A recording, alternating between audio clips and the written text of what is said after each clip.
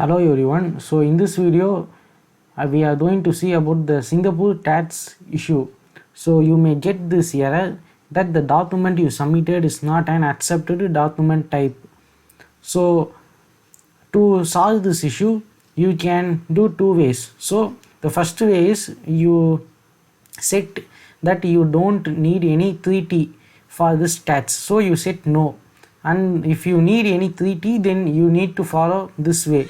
So if you get error means then you need to go to this page, that is your AdSense page, and you already submitted the US tax and Singapore, and now you can see something like this right in review or right an error showing in red box. So right anything you can see, so you just need to delete this.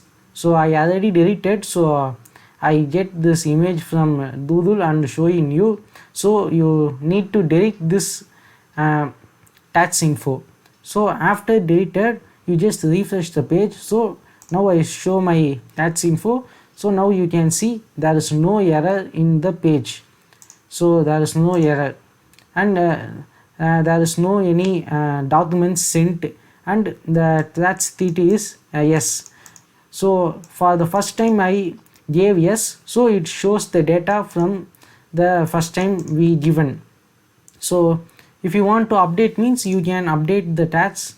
So I just start a new form.